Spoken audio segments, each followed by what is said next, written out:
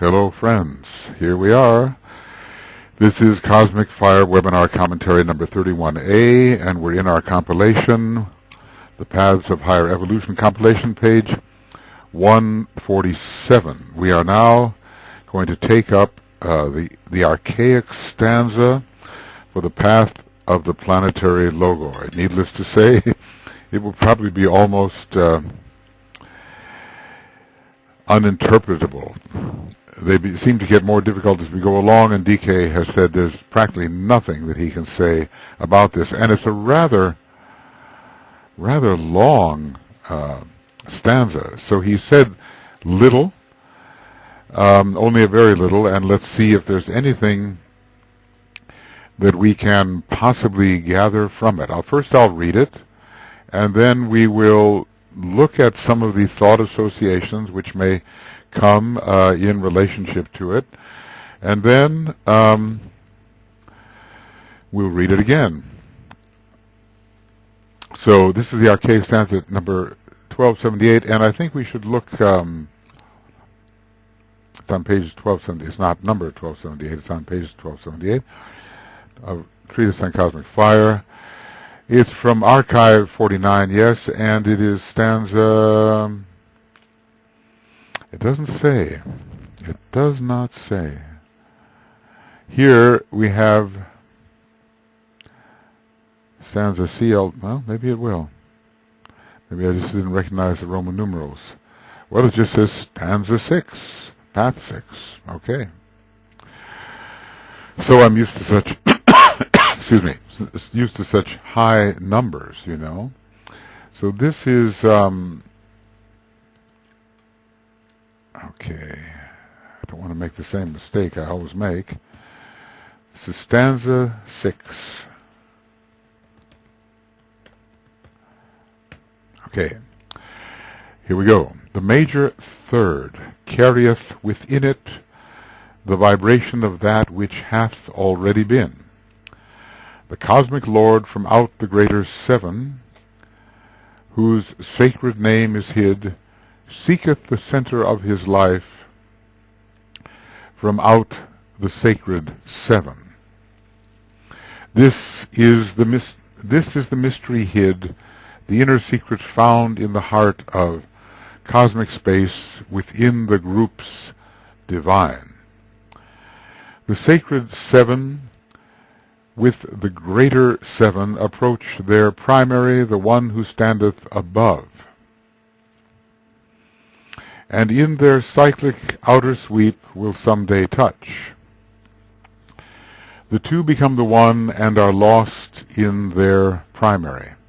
Seek ye the same on lesser scale within the inner round, and on the plane of density see the lesser primary manifest. The law holds good, the mystery dissolves in time.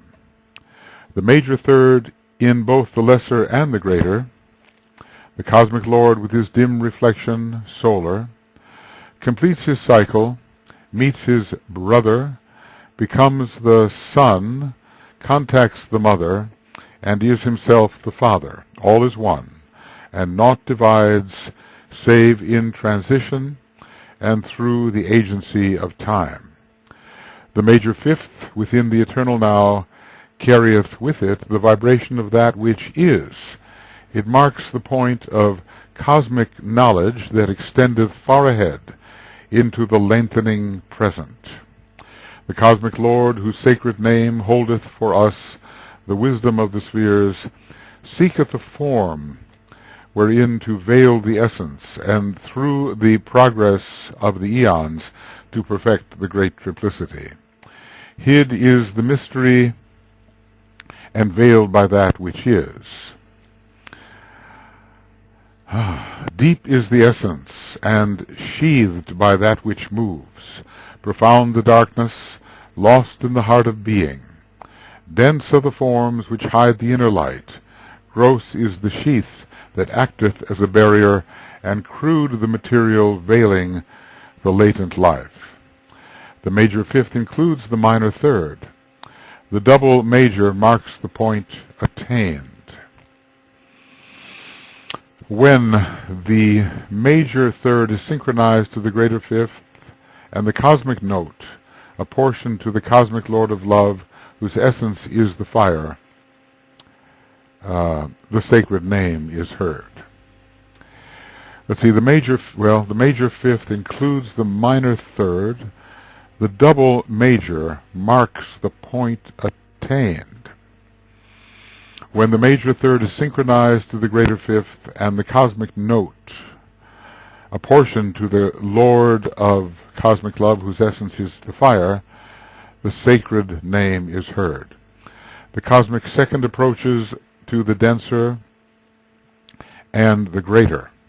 He merges and he blends, and all is lost in dissonance, adjusted. The spheres respond, the now becomes the past and blends within the time to be. The essence and the life, the point within the circle, and the eternal ring past not becomes as one, and all is peace for eons. Time ends, space disappears, naught is. Darkness reigns and silence on the waters. The central calm persists. The completed chord, the third, the fifth, and seventh, within the eternal now, carrieth with it the vibration of that which is to be. Cometh the day be with us upon the greater cosmic plane. Then life and love and power shew forth as one. The cosmic Lord, whose sacred name as yet is hid, e'en from the highest Chohan, holdeth within himself the source of cosmic action and the gain of cosmic love. The triple all enters from out of time and space into the center of prolaic peace. All is, yet all is not. The wheels turn not, the fires burn not, the veils of color dissipate. The three retire within the point of peace. The triple ring pass not, acteth no longer as a barrier. Well, how would you like to do that one? Oh my.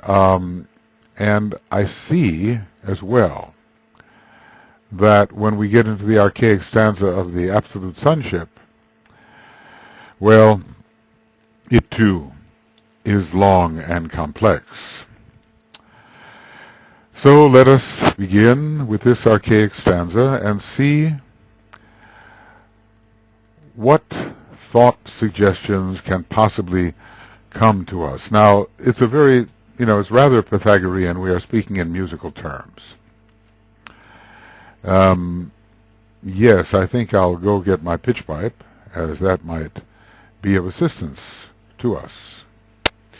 Well, first we have to realize the necessity to approach this with complete humility. He said so little can be known about this path. He has given us far more in the stanza, if we could interpret it, than he actually spoke about in his, well, they were not complete interpretations of the stanza, not by any means. They were just a few things about the path and how to approach it and what types of being approached it. Now the major third, what is it? Carrieth with it the vibration of that which hath already been. And I would say, let's say that we have a fundamental note which we call C.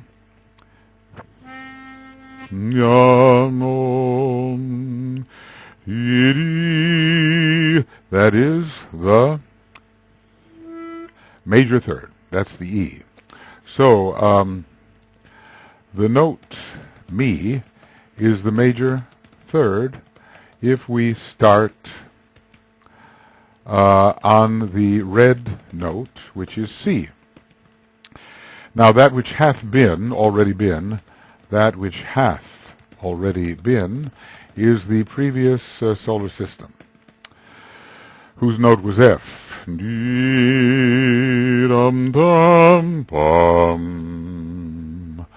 So that's the Fa note, that's the green note.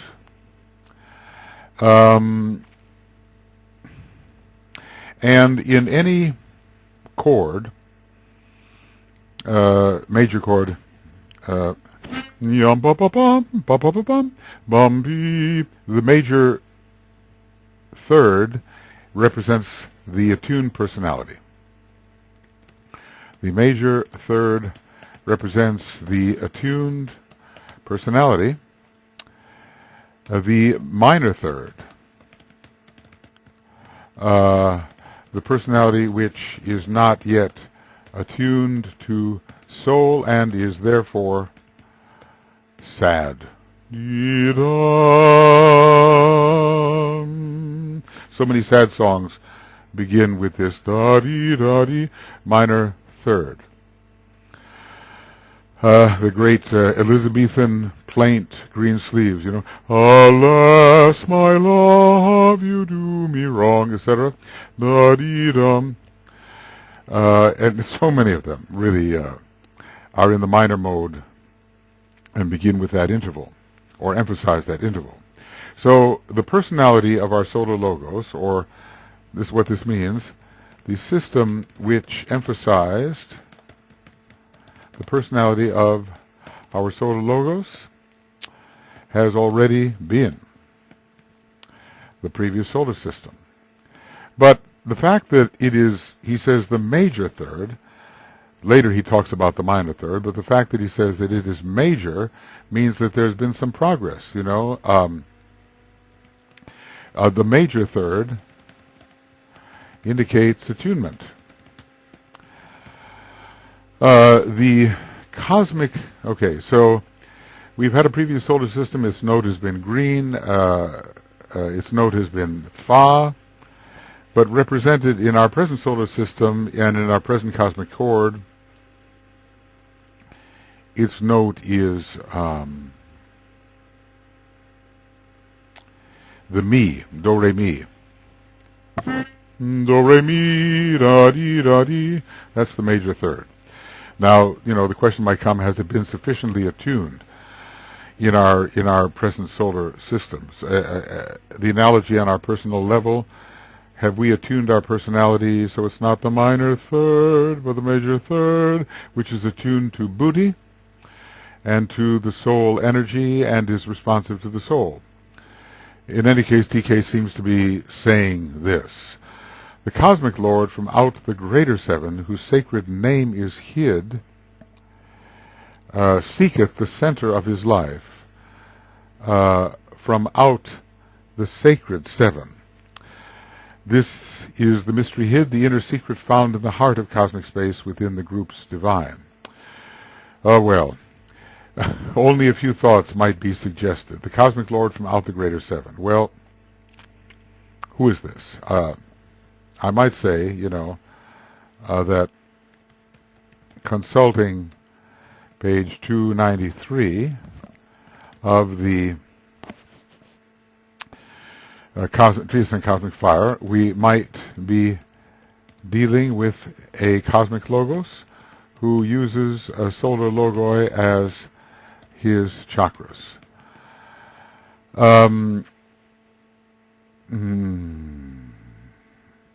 So, from one perspective, we have a cosmic logos in whom our solar logos plays the part of a heart center. Okay. Yes, we our logos is a heart center in a cosmic logos. And the sacred name of this cosmic logos is hid. Now, this is just one interpretation. The sacred name of this cosmic logos is hidden from us, certainly, as we don't even know the first letter or first syllable of Sanat Kumara right here on our planet, yet alone the solar logos, yet alone the cosmic logos. Remember, we're talking here about the path of the solar logoi. Seeketh the center of his life from out the sacred seven. Now, who are the sacred seven? Who are the sacred seven? And I just say, could they be the solar logoi of the seven solar systems, of which ours is one, in which our solar logos plays the part of a heart center. Is that possible? Now, of course, we could lift this whole thing onto a higher turn of the spiral and talk about the one about whom naught may be said, but we'd have to say the one about whom naught may be said from out the greater seven. And we'd have to be speaking of 6 other ones about whom naught may be said. I mean, while it might be possible, it's so much of a stretch that I think it's so far beyond what we can fathom that it's unlikely that the Tibetan means this. It's enough, even the sacred name of our solar logos is hid, but the sacred name of the cosmic logos is hid, and he seeketh the center of his light from out the sacred seven. In other words, what is that 4th chakra? What's the very center? If the heart is the center, the sacred seven would be the 7 solar logoi, including Alpha Centauri and maybe Procyon, and maybe with Nicholas, he and I debate this. Will it be Vega? Will it be Fomolo? Will they really be included? Maybe they will. Maybe they will. I cannot say. Altair is certainly possible. It's quite close. Naturally Sol, naturally Sirius as well. Sirius A and Sirius B. So the great cosmic logos is seeking the center of his life, i.e. a heart center from out the sacred seven, and that's going to be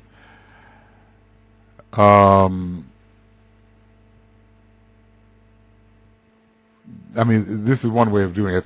That could be our solar logos. This is the mystery hid, the inner secret of the heart of cosmic space within the groups divine. The inner secret found in the heart of cosmic space within the groups divine. Heart is the key. The groups divine do look like groups of solar logoi, i.e. constellational logoi, C-O-N-S-T-L, constellational logoi. Aha. Cosmic logoi, or C-N-L. All right. So, here we are. Constellation logoi. So, the inner secret found in the heart of cosmic space within the groups divine. So, the groups divine could be groups of solar logoi, i.e. constellational logoi. The groups, yes, and they, which are our chakras within the one about whom naught may be said. I don't think we can lift this onto the level of the one about whom naught may be said per se, and look for him as one of 7, though he would be one of 7. Nor do I think, for the moment, I can change it as I read along, that we should be dealing strictly on the solar systemic level and consider those solar logoi as the groups divine. There are 7 cosmic lords, and the cosmic lord, I suppose, and he's a member of the greater 7, is looking for a means of expression. He's looking for his heart. And there would be on this path, I would say, on this path, there would be a stimulation of our solar logos by the cosmic logos. And thus he would be guided, and probably the cosmic logos would guide those who tread this path towards becoming a solar logos. Well, we're way beyond our depth here, but these are associated ideas. The major third carrieth within it the vibration of that which hath already been, and in a way that is true of the human being as well, the incarnation that is past, something about how we're attuning our personality note will tell us something about our incarnations past. For the solar logos, that which has already been is 4 systems, but the only possibility of integrating the personality has been in the immediately previous system. So let's see if we are correct or too cosmic or what. The sacred 7 with the greater 7 approacheth their primary, the one who standeth above. Now I just happen to think this is the one about whom naught may be said, and in their cyclic outer sweep will someday touch. The 2 become the one and are lost in their primary. So,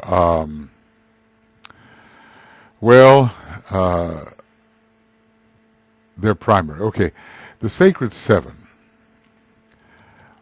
Now I'm interpreting this quite on quite a high level. Okay, so the sacred 7 locally are our 7 solar systems, of which ours is 1. And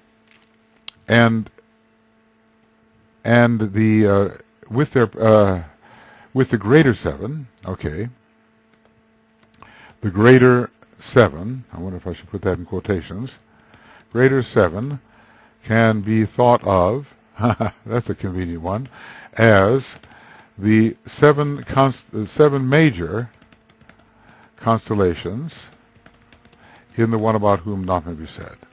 The one about whom naught may be said is the primary. And the 2, let's just say, the groups of 7 solar systems merge, are really merged in the expression of a constellational logos, CN, constellational logos. And these 7 constellational, CNSTL, constellational logoi merge with the primary. So the 2, in this case, 2 are the groups of suns merged in their respective constellational logoi, or in their respective constellational logos. And so the many suns merge in a constellation logos, and the 2 are 1. I'll just say it that way. I may be interpreting this entirely too high, we'll see. Okay. The many suns merge in a in their respective constellation logos. Okay, and the 2 orders are thus 1, and all that remains are constellation logoi, CNSTLS, constellation logoi, and these merge in their primary, the one about whom naught may be said. I think the one who standeth above is that. Now, of course, there might be a way to interpret this on the level of the solar system and so forth. The sacred 7 then would be the planetary logoi. The one who standeth above would be the solar logos. And we would have the heart center would be something else, lower than the planetary logos. Seek ye. Well, okay, so now basically we have a great cosmic picture. And now he advises those who are on this path of the solar logoi, seek ye the same on lesser scale within the inner round. And on the plane of density, see the lesser primary manifest. Well, is this inner round, a special place of learning, which is largely etheric? Because there's something about opportunity on the etheric levels rather than just on those levels which carry also the cosmic or systemic density. So what inner round? The inner round of Earth or some other inner rounds that are available in the solar system? If it has one. Or other inner rounds available within the solar system? Not sure. And on the plane of density, see the lesser primary manifest. Well, okay, what is going to be the lesser primary? Okay, what possibly could be the lesser primary? And it could be the monad of man. Or well, because the word, the primary ray is considered to be the monadic ray. Primary means first. Monad is first. Soul is second. So monad is first and soul is second. The law holds good. The mystery dissolves in time. Why is time capitalized? Is this an editorial choice, or is this time as absolute duration? So anyway, we've been presented with, we have here an analogy of three factors, two of them being absorbed into the primary. Well, if we have the monad here, possibly, can it be absorbing the seven major chakras which come out of it, and all of the lesser constituents of those chakras may be drawn in, or do we have? There's different ways of looking at it. We have 7 chakras in each vehicle, representing 7 principles, and all the principles expressing each through a vehicle are absorbed into the monad. Anyway, I think when we use a term like lesser primary, we can think of the human monad as opposed to some of these greater monads that are the final absorbers.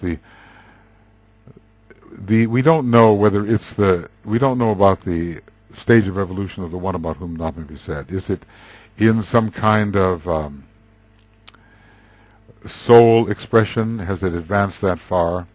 I think so, because we have 2 rays, one of which is the third and seems quite obvious and is involved in influencing lesser systems, and the other which is the second, the cosmic Buddhi, and I think that is also involved, but in a more subtle way. So at least our one about whom not may be said has advanced to the level of soul, I think. But now whether it's monad on whatever ray, some theorists think it's the first ray. The position is strange. If it was the first ray, I suppose it could be given away by the there it is. Okay. It can be given away by a position. Now, we find a funny position for it. Let's say our one about whom not may be said appears to be in the third position. If that is the case, if it had a first ray monad, I wonder if it wouldn't be a red triangle up here at the very top of the 7. This arrangement of 7 is a little different from the arrangement of the chains, in which exactly inverted, really, because in the arrangement of the chains, the 2 are above and the 1 is at the bottom. But I am of the opinion that we are living in a great third ray monadic system of the Pleiades, the one about whom naught may be said, or at least the Logos, working through the Pleiades mainly and through the many other chakras, has, I think, a third ray monadic nature, corresponding with this third triangle. I know some people say, well, the whole thing should be the one about whom naught may be said, everything we're looking at here. But if you really are careful about consulting page 293 of Cosmic Fire, you'll see that the unknown only goes up to a certain point. And it's the fifth. And beyond the fifth, we have to expect a sixth and a seventh. And indeed, we have them here. The sixth representing these 7 big circles, and the seventh representing that type of being that is called here a cosmic para-Brahman, a cosmic para-Brahman. Not para-Brahman in its absolute sense, but relatively absolute compared to these beings.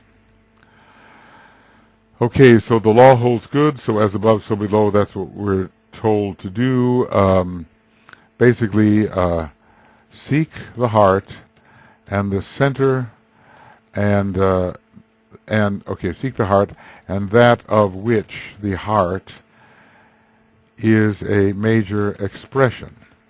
Well, I suppose the soul expresses majorly through the heart.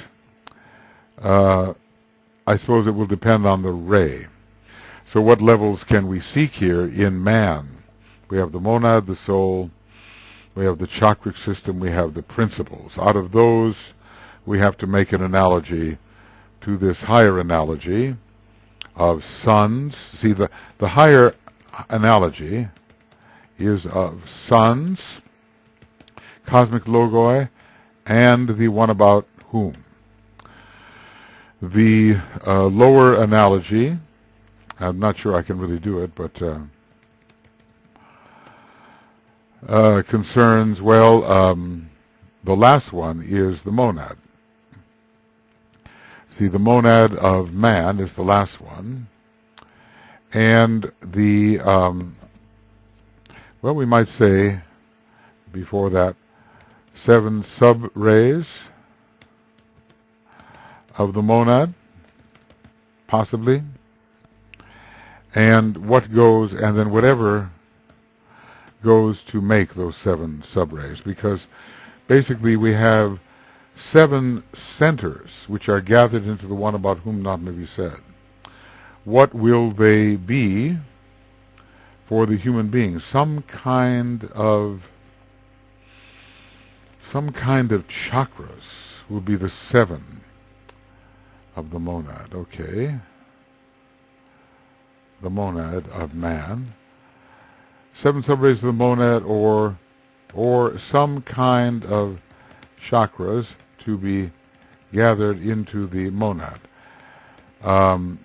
or the correspondence of the 7 spirits before the throne. 7 spirits before the throne. We need a correspondence there. And then what goes to the making of those 7 spirits? 7 constituents. So 7 constituents of some kind go to the making of the greater 7, which are to be absorbed by the monad. Maybe I don't know if the correspondences here are exact, but it's much more difficult to get the lower analogy. The major third in both the lesser and the greater, the major third in both the lesser and the greater, so the personality note in both the cosmic logos and his dim reflection as a solar logos. Well, we're really on a high level here. the major third in both the lesser and the greater, the personality note of both the cosmic logos and his dim, because a solar logos, like a chakra in a human being, is a dim reflection of something greater out of which those seven come. The monad is that out of which the seven chakras come.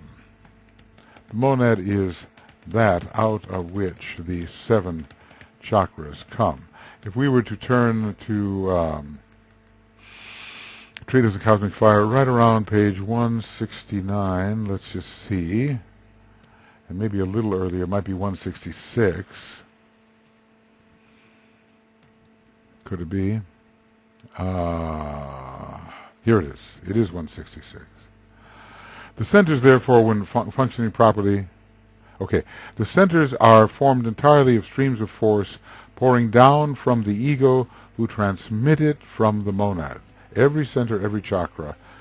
The lower ones are transmitted from the ego, but the monad has first reached the ego, affecting the transmission. And the higher centers, I think, are transmitted directly from the monad.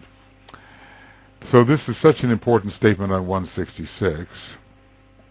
And I'll copy this over here. Yes, right here. Okay. Treatise of Cosmic Fire, 166.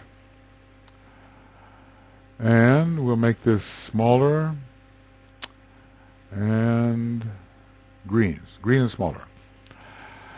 So, his dim reflection solar, the cosmic Lord. Now, of course, we could take the analogy and say, well, there's the solar logos and his dim reflection, the soul, or the monad, his dim reflection. But we're up here with the cosmic Lord, and I'm assuming that to be a great being, with his dim reflection solar, which is merely a chakra in that great being, the cosmic logos, completes his cycle, meets his brother. This is what everyone goes through. Becomes a son, meets his brother in unity, becomes a son, contacts the mother, and is himself the father. This is the final synthesis in each system. Grouping, we might say. We do this. We are going to complete our cycle. We're going to meet our fellow souls. We are becoming the Son of God, a soul in incarnation. We contact the Mother in a new and redemptive way, and we are the Father because I and my Father are one. We identify as a monad. All is one, and naught divides, save in transition, which disunifies, and through the agency of time. But if we could collapse time, we could collapse time, which is not something appealing to the logic, to the ordinary logic, and see the same thing from all points of view and at all times simultaneously. Similarly, simultaneously, S-I-M-U-L-L, yes, I've got it, simultaneously. And see the same thing from all points of view simultaneously and at all times simultaneously. In other words, if every perspective in time were seen at the same time, then we would not have a divided condition, wherein time works as the great divider. Okay, so the major third in both the lesser and greater,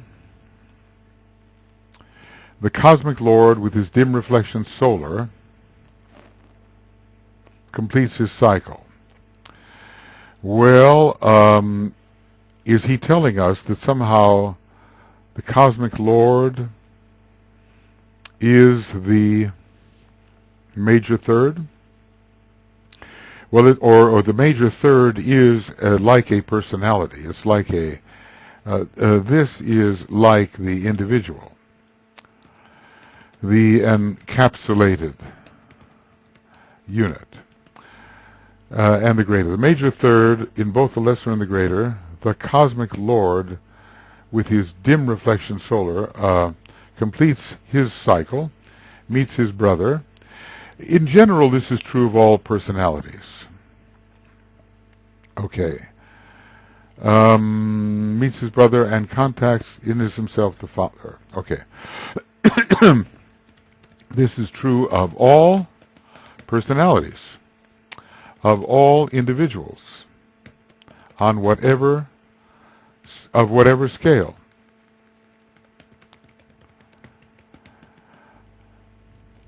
So basically,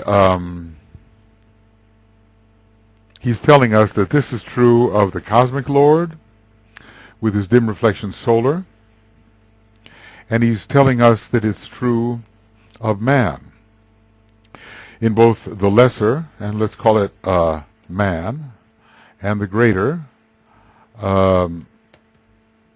cosmic beings, or the cosmic logos, or even the solar logos, or the planetary logos.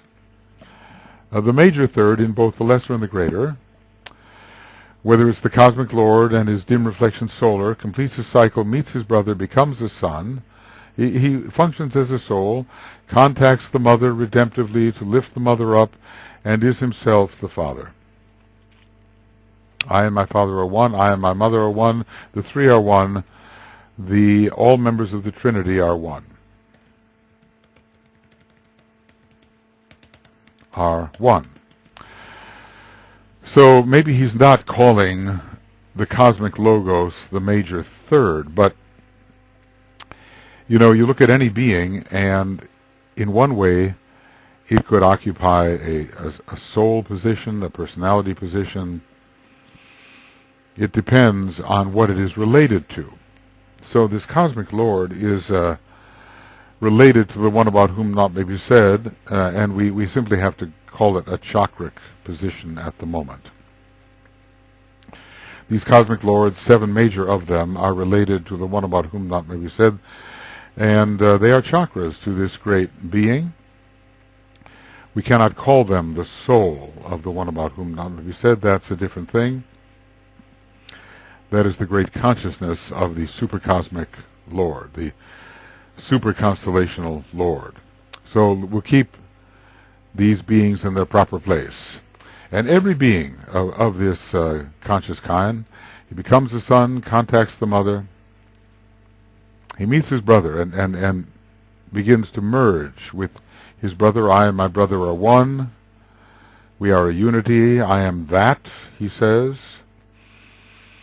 He becomes a son consciously, contacts the mother, okay, and consciously so, contacts the mother and is himself the Father, because he has merged with the Father in heaven, whichever heaven we're talking about. All is one and naught divides save in transition, which disunifies, in other words, the integration achieved is broken up in the period of transition, and many things appear as if separate, because they are not properly united in a period of transition. And through the agency of time, based upon our small processing, time is, or the illusion of time, is based upon our small processing capacity.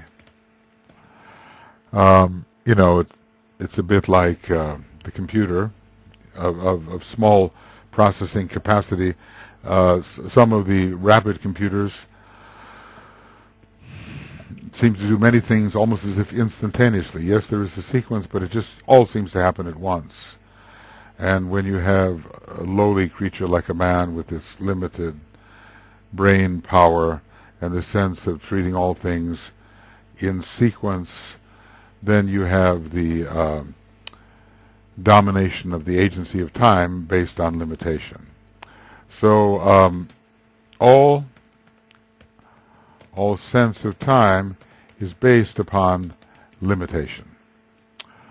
Very real in the human case, but really any entity, any individual, of no matter how great a scope, is limited compared to the whole in which he finds his place. And even the whole is infinitely limited compared to the absolute. Now we're switching gears here. You know, I realize maybe having a little bit of the musical background is helpful, and we don't all have it, but we will, because, you know, in the Pythagorean school we had to be something of a musician and a mathematician, or at least we had to know music and mathematics in order to get in. Now, what was the music of the time and what was the mathematics? It may have been relatively simple compared to what we are dealing with now in terms of music and mathematics. Now, the major fifth, if we start with C, so we start with C again. That's the word, no soul, that's the G. Bum. And we're not talking about the past solar system anymore, or the past personality, or the individual. Now we're talking about the soul nature itself. The major fifth, this is the, and it is, the vibration is considered to be 3/2. In other words, the note of the fifth, da-da-da-da-dee, that's the G, da-da-dum-dee, da-da-da-dum, and its vibrations are 1.5 times the C. So if we start with the C, and then we go to a G, the vibration of that note is 1.5 times faster. The frequency is more cycles per second by 1.5 times than the note on which we started, which was the C. So the major fifth is related to the soul, and this present second major solar system is the soul system, at least for our solar logos, the soul system. Within the eternal now carrieth with it the vibration of that which is. So the major fifth is not the past. The personality is based on the past, and the soul or consciousness is based on the present. So the personality as the major third is the indicator of the past, and the fifth is the indicator of the present moment. It is the indicator of where consciousness now stands. But within the eternal now, in other words, the eternal now is the basic,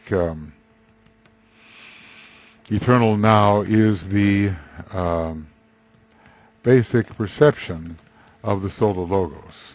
So on his own high plane, as he looks at his sequential demonstrations, he can see from the perspective of the eternal now, or maybe once he's a very high initiate he can, but we assume there's a part of him that can do this.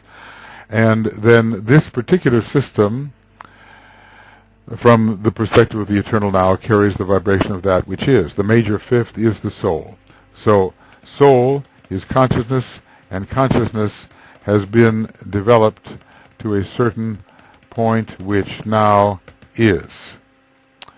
So all of us are, well, it just so happens that those of us who are students of the teaching now are attempting to sound this major fifth. Kind of interesting, isn't it, that the musical analogies would be used in connection with path number 6. Okay, so it marks the point of cosmic knowledge that, okay, how do I do this? Maybe trying to, it marks the point of cosmic knowledge that extendeth far ahead into the lengthening present. Oh, that's so interesting, the expanding present, we might call it.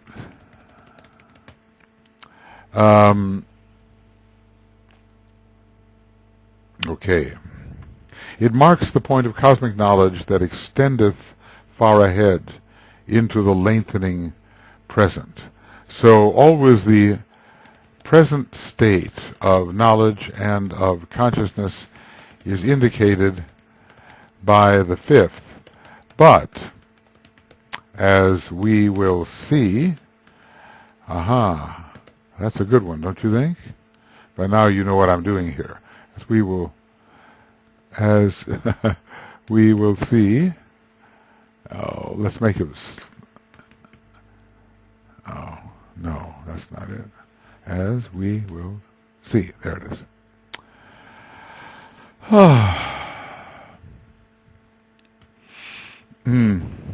As we will see, what will we see? While looking at the abbreviations, I forgot what we will see. Okay. It marks the point of cosmic knowledge that extendeth far into the lengthening present. Okay. Yes, as we will see, the third is included in the fifth. Otherwise, you do not really have a chord. When you're simply sounding the bass note and the fifth, you just have an interval. The bass note and the third is also an interval, but when you have three notes, the bass note, the third, and the fifth, you actually have a chord. A chord is a triangle, and the triangle is necessitated. It's a necessary relationship in all cosmic structure, at least as far as we know, within our local cosmos.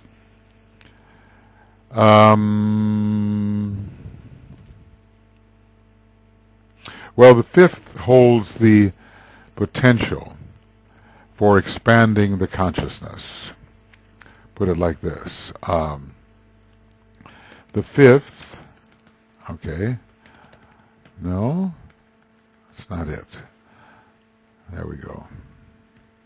So, the fifth holds the potential for expanding knowledge and with it consciousness into the future, and the future is here given as the lengthening present. Okay. This is, a little paradoxical, enigmatical. The major fifth within the eternal now, that is the synthetic perception of the solar logos, once he can perceive cosmically in the eternal now, carrieth with it the vibration of that which is. It marks the point of cosmic knowledge thus far achieved, that extendeth far ahead into the lengthening present. So the fifth has an ongoing utility as a bridge. The fifth has an ongoing utility as a bridge towards the primary, the monad, the spirit, etc. Now you might just ask, why, when we've talked about the fifth, the third, and all of that, we have not spoken in musical terms, but when you use major and minor in relation to such words as third and sixth, then you know you're in the musical realm. And the word perfect fifth is so often used in musical terms. You just know that that's where you are. If he had just said the fifth, that's different. The cosmic Lord, whose sacred name holdeth for us the wisdom of the spheres, seeketh a form wherein to veil the essence, and through the progress of the eons to perfect the great triplicity. Well, the cosmic Lord. Again, I'm inclined, some people say, well, why jump so far? Why not just consider this to be the Solar Logos, who is, in a way, a cosmic Lord, as are all of the planetary Logoi. They, too, are cosmic lords. The cosmic Lord, the cosmic Logos, whose sacred name holdeth for us the wisdom of the spheres, seeketh a form wherein to veil the essence, his essence, and through the progress of the eons, and this could be the solar systemic incarnations, to perfect the great triplicity. So, from the solar systemic point of view, the great triplicity could be the three aspects of divinity,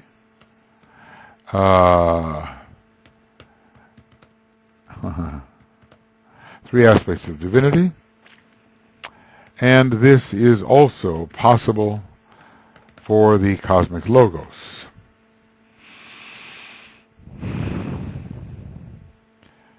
So the form wherein, the Solar Logos would use a solar system, and the cosmic Logos would use a conjury of 7 solar systems.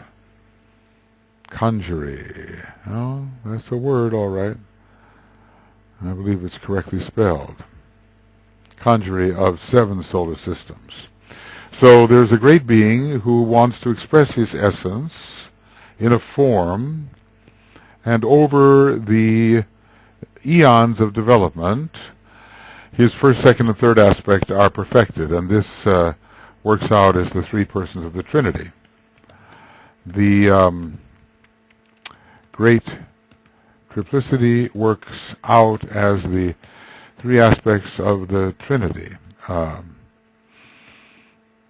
The three persons of the Trinity. Nope.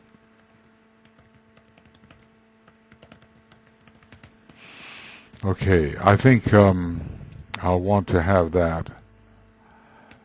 Three persons of the logoic Trinity. Aha, there it is. Of the Trinity, of the logoic Trinity. Of course, the cosmic Logos will also have his higher three persons, which are greater than any of his constellations. So anyway, the cosmic Lord, whose sacred name holdeth for us the wisdom of the spheres, we know not the name of the Solar Logos or of his encompassing cosmic Logos. Seeketh a form. So in one case it's the solar system for the Solar Logos, and in the other case it's the 7 solar systems, and a great triplicity is perfected there. Now the great triplicity is going to be reflected in a chord. The great triplicity, will be reflected in a chord. And to begin with,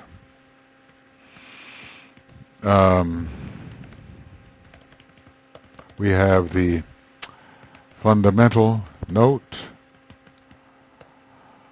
the major or minor third, and also the major perfect fifth.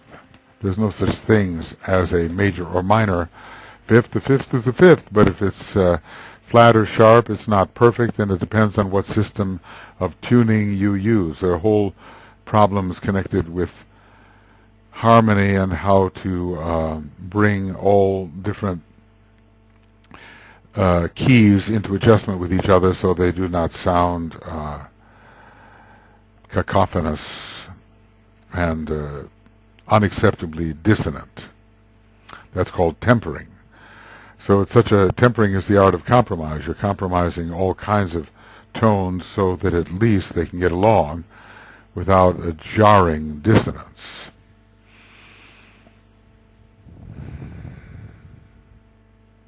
And through the progress of the eons to perfect the great triplicity. So there may be a chordal analogy that is coming. Let us see. Maybe a chordal analogy which is coming re the perfecting of the great triplicity. Because when you look at, you look at the three I've spoken of, the fundamental is correlated to the first aspect of divinity. The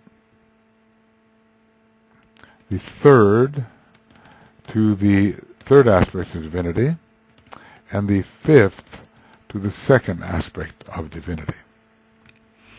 So let us see if this perfection is spoken of in musical terms.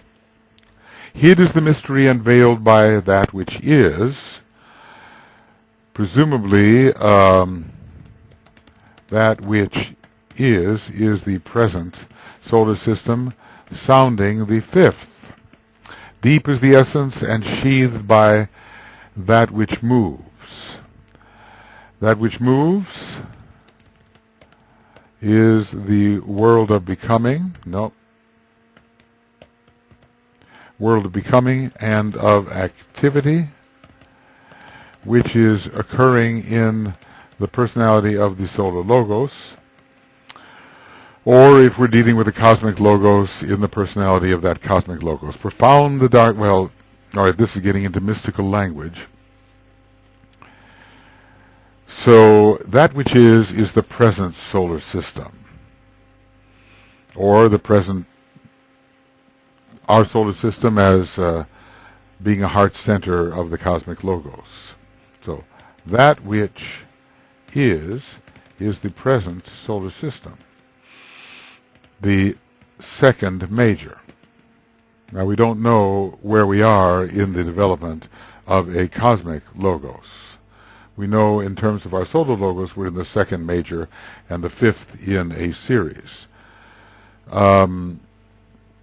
Deep is the essence, and by that we mean the monadic being.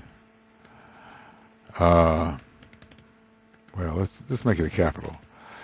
At the very center of this expression, and sheathed by that which moves. Well, the monad is thus sheathed, but so is the soul. So we don't know which he means in terms of essence. Usually with essence we're going to the inmost part, but it can also be used in a relative way, and the soul is sometimes called the quintessence, the fifth essence. Deep is the essence and sheathed by that which moves. Profound the darkness lost in the heart of being. So in this case, darkness and being are equivalent. So the true darkness, in this sense,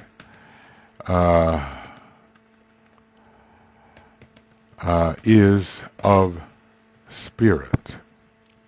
Profound the darkness lost in the heart of being, dense are the forms which hide the inner light, gross is the sheath that acteth as a barrier, and crude the material veiling the latent life. So in many phrases